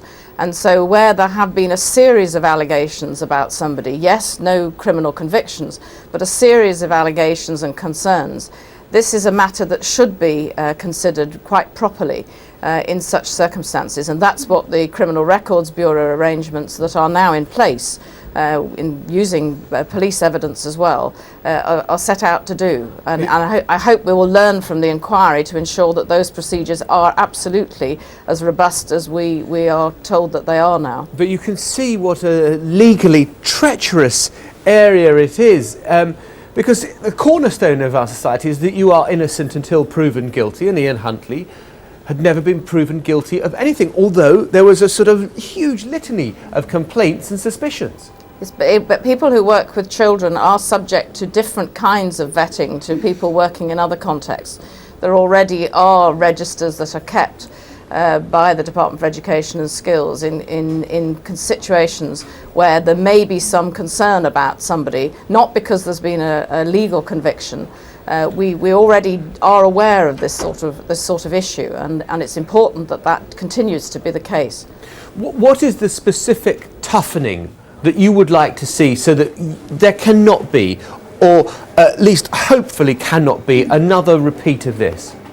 I think we need to wait for the detail from the inquiry to understand this case, but as a general point, clearly it's effective communication, effective sharing of information, which is absolutely crucial. We do have to remember that the people who children are at risk from aren't necessarily people who've been convicted. And that's why child protection remains everyone's responsibility, and it's something, the culture of vigilance needs to be there for everyone who is working in a context where there are children. Okay, Mary Marsh at Westminster, thanks very much for your thoughts on this. Thank you. So in Soham itself, the trial has rekindled the sense of shock that stunned the small towns community. Our correspondent Richard Bilton has been assessing the mood there, 16 months after Holly and Jessica were murdered. It's only a small town, a community of 9,000, but the people of Soham carry an enormous burden. We're going to ask you to cover your own areas first. Everything changed here the day the girls disappeared. The world watched the desperate search, watched as hope slipped away. Jessica and Holly never did come back, and the man who killed them was from the heart of this community. Even now, opposite the school, boxed in metal sheeting, sits a terrible reminder of what happened here. Behind this metal fence is the house in which Ian Huntley and Maxine Carr lived, and we now know Jessica Chapman and Holly Wells died. And for some here in Soham, the horror of what happened here 2 summers ago has been relived over the past few weeks and the trial. Tim Alban-Jones is Soham's vicar, and he says it's been a hard time. The town's slow recovery undermined by the terrible details. I think we were doing really well after last August. We began to move forward, and then the trial has brought us sharply to a halt, and perhaps even back a little bit, it's been a difficult process of coming to terms with what's happened and all the knowledge that has emerged as a result of that trial. And what of those who knew them? This is Holly on the left at the Carnival Parade the summer before she died. A close community, her friends in the majorettes marching behind. And in that group, Charlene Moden was her best friend. Now one of a generation of 10-year-olds in Soham, left with questions and fears. It's made a big effect to me because when Holly and Jessica went off, they were 10, so it's been a big effect because I'm 10 now. It was just a real big shock to me because I couldn't believe that somebody could do that to children. And children here are closely watched. What makes Soham unusual is the killer was part of the school community. It makes it hard for the students. It's devastating for Holly and Jessica's head teacher. And after all that you've been through, what do you think of Ian Huntley? I find it very difficult to come to terms with what I feel. The fact that somebody who works and lives within our community could do that is something that I'll never be able to explain to myself, never be able to explain to anybody else, and never quite be able to understand. So as much as it can, Soham will move on. Ian Huntley and Maxine Carr's house is likely to be demolished, but the pain that exists here will not so easily be removed. Richard Bilton, BBC News, Soham. Let's get some more on the evidence which helped to convict Ian Huntley. The police were able to bring the case against him, partly due to a wealth of forensic and electronic evidence. Well, Nick Nahayam is here with his fact file. Nick, what do we know about this? Well, Ian Huntley was described in court as cunning and manipulative, and he clearly went to great lengths to cover his tracks. But the police were able to assemble a quite detailed case against him, thanks to a great deal of investigation and evidence. What do we know about the police investigation? Well, the answer, as the jury heard, lay in the painstaking assembly of a mass of detailed evidence. How did they catch him? Well, first, the police tracked the girls' movements around Soham from CCTV pictures and eyewitness accounts, and they staged a reconstruction. The last place the girls were seen was near Huntley's house. Then Vodafone records showed that Jessica's mobile, which has never been found, was switched off for the last time at 6:46 p.m, most likely outside Huntley's house. Police video showed how clean the house was. Like Huntley's car, it had been spring cleaned to erase all traces of the killings. But Huntley couldn't destroy all the evidence. The girls' bodies were dumped in Suffolk beside a track near Lakenheath. The soil at that track is unique. The farmer had dumped chalk there from another part of his land to create a mixture found nowhere else, and police found some of that soil on the underside of Huntley's car. He'd changed the tyres on the car as well, but police contacted 680 garages to find the one in Ely which had done the work. He'd slipped the mechanic £10 to record a false registration, damning evidence against him. 3 days after dumping the bodies, Huntley went back to cut off the girls' clothes and burn their remains. He dumped the clothes in a bin at the school where he was caretaker in an area he knew had already been searched. But his fingerprints were inside a bin liner where he'd reached in to spread it out to cover the clothes, and a pocket from one girl's jeans was found underneath her body and matched a pair of jeans found in the bin. Then, after Huntley's arrest, police started a fingertip search of his house, and as the jury heard, turned up more damning evidence. In court, the jury was shown this, a presentation which spelt out where microscopic fibres from the girls' shirts, fibres which were released when the clothes were cut up, had been found in 49 different places in Huntley's house, on his clothes, and in his car.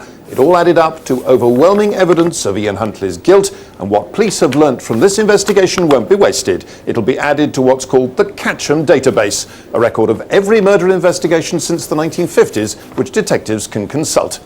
John and Maxine. Nick, thank you very much indeed. Of course, continuing coverage throughout the afternoon of Soham. We'll be talking to our correspondents at the Old Bailey and around the country.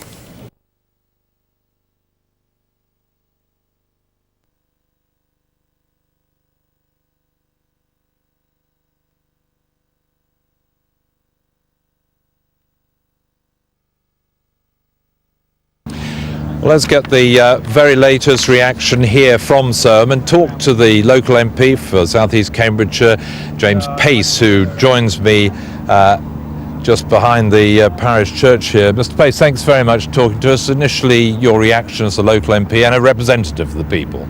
Well, obviously, I'm relieved that the trial is over, relieved at the verdict, relieved that he's been put in prison, I hope, for the rest of his life. I cannot believe that a man like that should ever be set free again. And I'm also very pleased that the government has announced this inquiry to go into this background of allegations against Huntley, which did not come out in the checking process before he got the job. So just saying, reading through that list a moment ago, I mean, it's a pretty damning list that seems to have been hidden from those who should have known. It is a very damning list, and obviously all my constituents all around us here as we stand here are going to be horrified now they're finding out this information. How on earth this man got the job? But we need to get to the bottom of what went wrong, why the checking process between Cambridgeshire Police and Humberside Police did not bring out any of this information, and why indeed all those allegations took place in Humberside, and yet he apparently never stood trial for any of those offences or those allegations. There's a lot to be looked into, and I hope that Michael Bichard's inquiry achieves that. There will always be these problems in when it comes to justice and the law of unsubstantiated allegations. I mean, if he had had convictions, it's easy enough. What do you do? How do you cope with human rights and civil rights questions when they are merely accusations, whispers, whatever they might be in a town? Well, there's also data protection. My understanding from what little I know is that one of the reasons why some of this information was not transmitted to the Cambridgeshire force was because of data protection concerns. But this will come out in the inquiry. If there are human rights elements that have got in the way of proper checking, then we need to know the answers to that.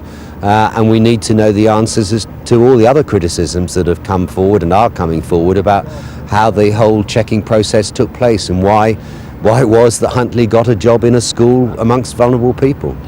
Your shadow police minister, yes, do you have concerns about the way the whole inquiry has been conducted by the police? I mean, we obviously have two things: the question of the information about his background that didn't come to light, and we have the investigation itself from the time the girls went missing. Well, I think, to be fair, we got an arrest within 13 days of the girls going missing, and because of the painstaking work of the police in piecing together minute pieces of information, including mobile phone calls, including fibres from clothes and all that sort of thing, the police were able to put together a sufficiently tight case that basically he had to admit, as he did, that he was instrumental in their deaths. The only thing he didn't admit was that he murdered them, which we now know from the verdict he did. So I think Cambridgeshire Police did a very, very good job at piecing that case together very quickly. Of course, I'm conscious that there are criticisms. Some people think they could have done things differently. So we have another investigation from the Home Secretary, the Inspector of the Constabulary, looking into a report by the Met into how the investigation was carried on. I hope that gets to the bottom of where the lessons could have been learned, if it could have been done any more effectively. The one thing I think we do have to hang on to, and it's awful to try to find a silver lining out of all of this, but we do know that those poor children died within minutes of disappearing. So whatever the weaknesses or the failings of the investigation, let us recognise that it wasn't going to alter the outcome as far as those poor children were concerned.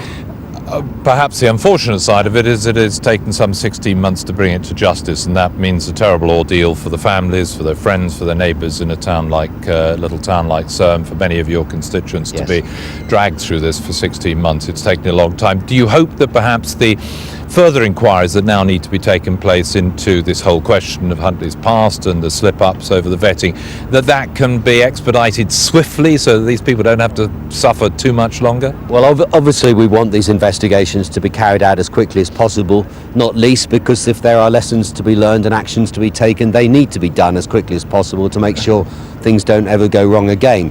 But we mustn't sacrifice efficiency in the for the need to be quick.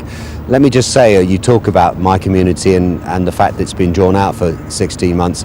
I hope very much that after today, and understandably the media is focusing on Soham today, I hope that after today people are going to leave and let the community of Soham settle down and come to grips with what has happened and begin to rebuild their lives, as I know they will. We've been struck by how courageously they seem to have coped up to now. I feel very humble and very proud to represent this constituency as I have for 16 years. The people of Soham are very robust, resilient people, and I know that they will, with a true community spirit that's always been there, support each other, support the families who are, of course, an integral part of the community, and support the two schools who themselves and their staff have suffered so badly over the last 18 months. Good, we'll get on with our job as swiftly as we can. Then James Pace, local MP, thanks very much for coming and talking. Thank you very much indeed. Thank you.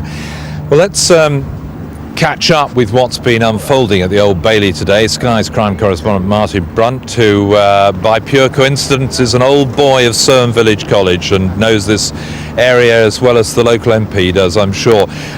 Martin, you're probably thinking of the people of Soham here, but tell us a little bit more about what's been happening there and the reaction since those verdicts came out. Well, as I explained before, that it was extraordinary the silence in which those verdicts were greeted.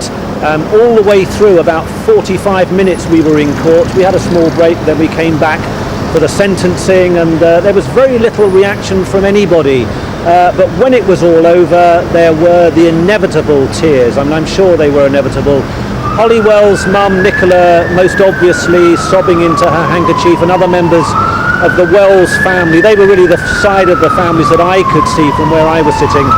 Lots of hugs, hugs too for the police officers who've spent 16 months not quite living with the Wells family, but certainly guiding them through the judicial process, and quite clearly have become very friendly with that family, and also others who've done the same for Jessica Chapman's family. And I think all this emotion came pouring out more in relief than any delight that this thing had come to an end. But clearly they see the end of this part of the process as a great relief. Of course, as we've heard from David Blunkett, then they will now have to sit through, at least from their homes in Soham, listen to the public inquiry, into what went wrong about the vetting of Ian Huntley for that job. So there's a long way to go for the families. We've also heard initially from Cambridgeshire Police. Already there's been some criticism about the vetting and the early days of the investigation, but some robust words from Chris Stevenson, the detective who was in charge. He talked about Ian Huntley, talked about the most implausible defence that he concocted, the defence of the two girls simply dropping down dead, one drowning in the bath, the other one dying as he put his hand out, and implausible is how the officer in charge called Huntley's version of events. Others have got stronger words for it. Quite ridiculous, another police officer called it. But clearly the jury came to the conclusion that Huntley was lying. I think we're going to soon be hearing in more detail from the families themselves and from Cambridgeshire Police, when I guess they're going to be asked to address some of the criticism that's already emerging. Martin, thanks for the moment. Be back to you in a short time, but we've got some more reaction now from, that's the press conference where we're going to be hearing from the parents before too long. That's Holly's parents, Kevin and Nicola Wells, and Jessica's parents, Leslie and Sharon Chapman. Not quite sure how long that is to starting. I think we can probably just break away for a couple of minutes, come back to it as soon as we know it's starting. But I'd like to speak to Mike McCarthy, our man on Humberside. He's in Grimsby, and I know you've got a little bit more background, some more reaction for us, Mike. Yes, I think as we were saying earlier, Jeremy, there is a sense that part of the cloud that's been hanging over Grimsby has lifted somewhat. This is the latest edition of the local newspaper, the Grimsby Evening Telegraph, and as you can see, their story is summed up in one word: guilty. And I think there'll be some relief at those verdicts here in Grimsby too. I'm joined now by Len Smith, who's a former landlord of Ian Huntley and also a former probation officer, not of Ian Huntley. But what can you tell us about the man that you knew, Mr. Smith? In the 10 months he was with us, there was no reason to feel that he was anything but a decent tenant. He arrived actually as Ian Nixon, and halfway through the tenancy it was revealed that he was Ian Huntley. Some post arrived for him, and we asked him why the change of name. He'd had a few problems. He explained that, when we know what the problems were, of course, now, because the gas alley alleged rape had been a couple of months before he arrived on our doorstep. And how would you describe him as a human being to someone who asked? He was a handsome lad, and he articulated well, he communicated well. I always put a summary at the end of somebody's tenancy, described him as smooth. So, but there were no suspicions that he may be the kind of character we subsequently found him out to be? None whatsoever. Usually in a shared house, if anything's happening, somebody shouting, any trouble being caused, we always get to know. We never got to know anything. And knowing now what you know about the man who you came to know reasonably well through his tenancy in one of your bedsteads, what do you feel now? Overall, I feel very satisfied that the jury have come to the correct verdict. He has blighted the lives of lots of people, in the main, the two girls' families. And explain how it must feel for someone who deals with an individual like this on a personal one-to-one basis, not knowing anything about their real dark secrets, and then to find out what this person has done. Well, it's a shock. I can only describe it as shock. But as events have unfolded, of course, we've learned from various sources that he wasn't what he seemed. And what do you think will be the lasting effect on Grimsby? Is this a place now that's destined to be associated with the name of Ian Huntley? Well, sadly, for many years it will. We're all haunted by the picture of the two girls in the red Manchester United shirts, and that lives on in my memory and will forever. Len Smith, thanks very much indeed. They're the views of someone who knew Ian Huntley very closely, and I think it echoes the views of many people who knew him, that this came as such a terrible shock to find out that the man that they knew, the man that they trusted, the man that they befriended, and the man that they socialised with was in fact this sexual predator as he's been described.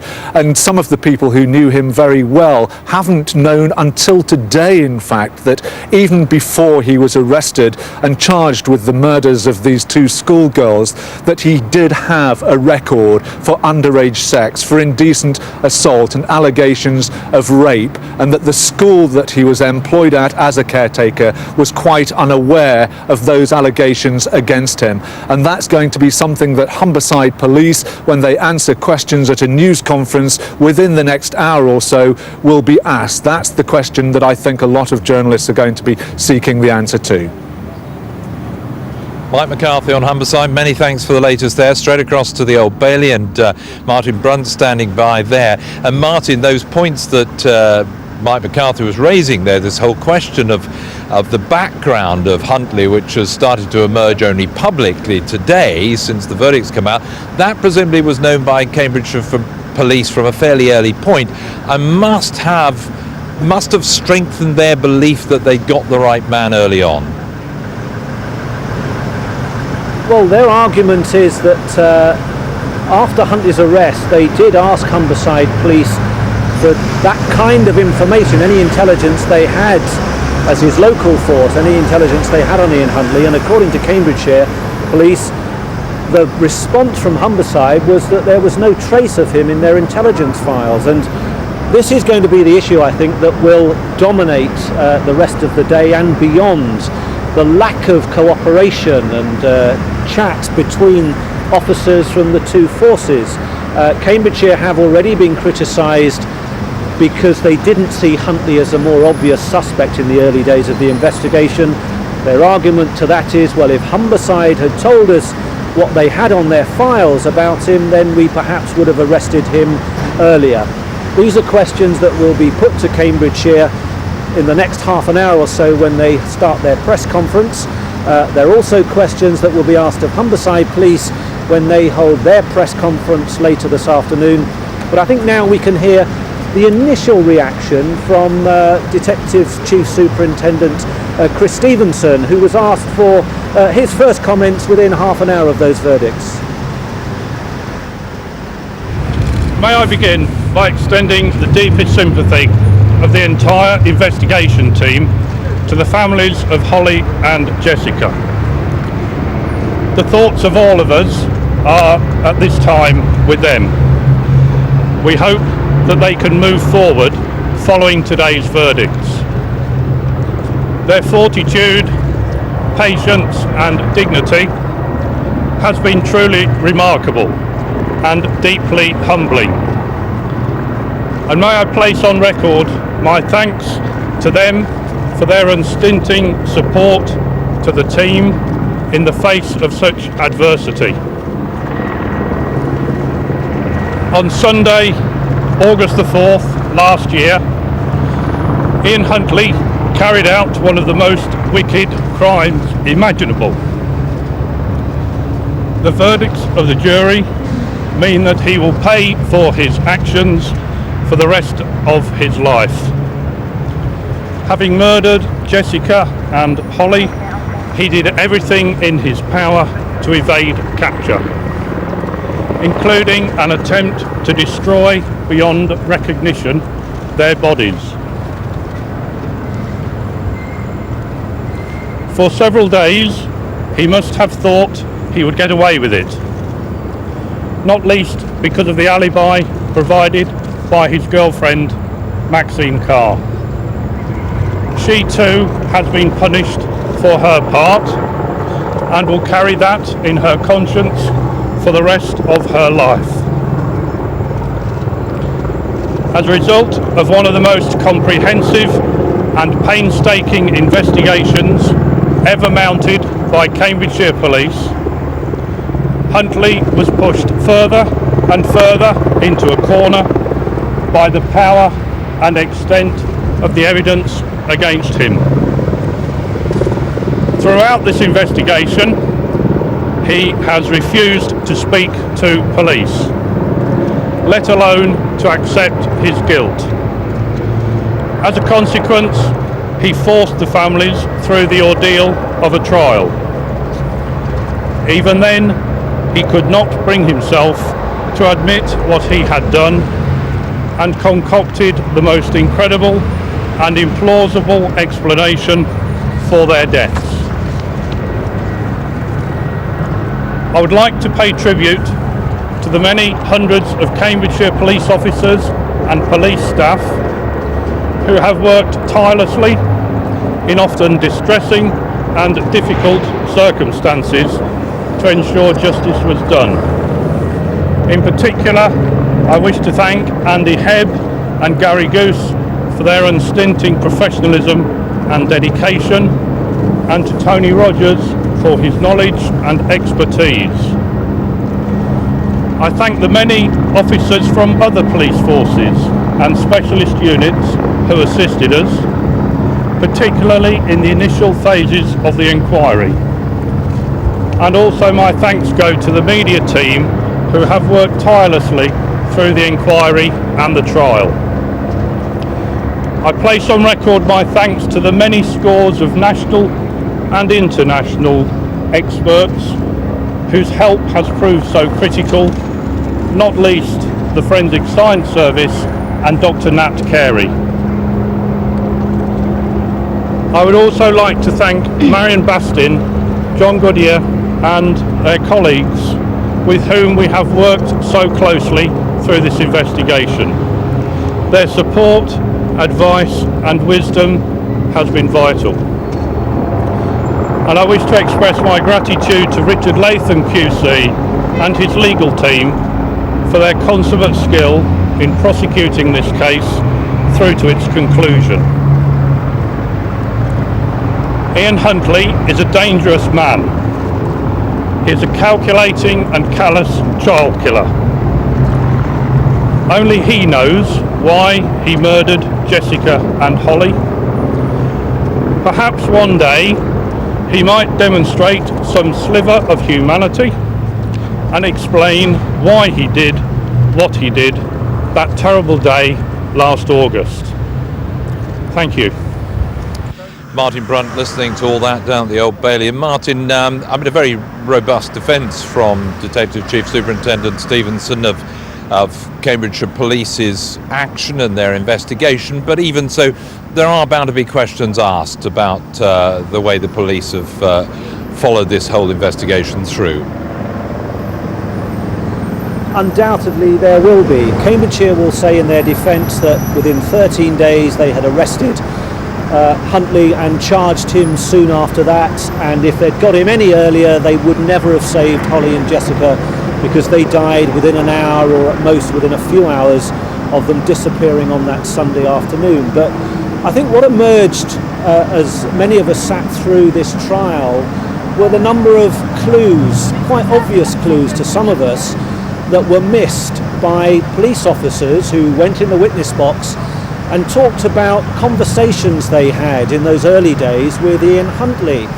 And it started on the very night the girls disappeared, when Huntley was wandering around taking part in the search within a few hours of their disappearance.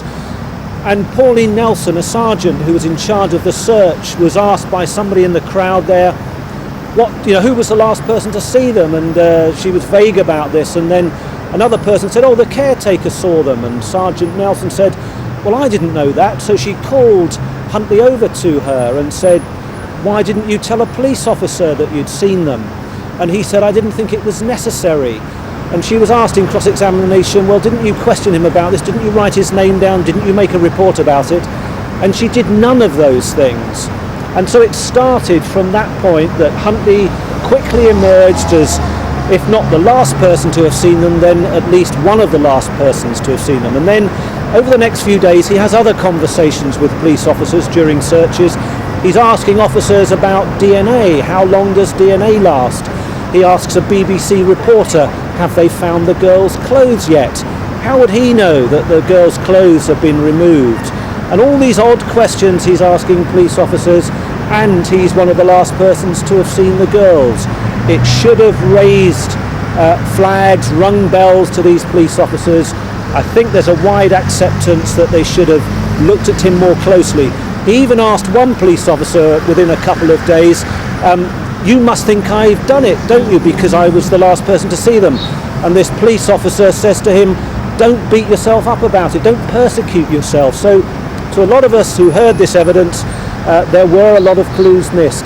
And I think also there's some criticism that the whole focus of the investigation was looking for missing girls, when most murder investigators will tell you that it should have been a murder investigation in all but name from day one. So a lot of questions to ask the police, a lot of answers expected from the police force, and also the bigger question perhaps about the whole vetting process, again done by Cambridgeshire Police when Huntley applied for the job. And I think most observers will it'd be difficult for them to avoid the conclusion that if he'd been vetted properly, his past would have emerged, he would not have got the job as caretaker of Soham Village College, and Holly and Jessica would still be alive today. That's a very simplistic argument, but I think a lot of people will come to that conclusion. Now in this report, I look at his background and I look at some of those obvious clues that perhaps the police should have picked up on earlier in the investigation. By any judgment, Ian Huntley should never have been given a job as a school caretaker. 2 police forces bungled the vetting of his background, which would have revealed that he was a violent sexual predator. Although Huntley had no convictions, police computers held vital intelligence that showed an appalling and recent pattern of behaviour. all of it was missed. In a 4-year period, Huntley was investigated over 9 sex attack allegations.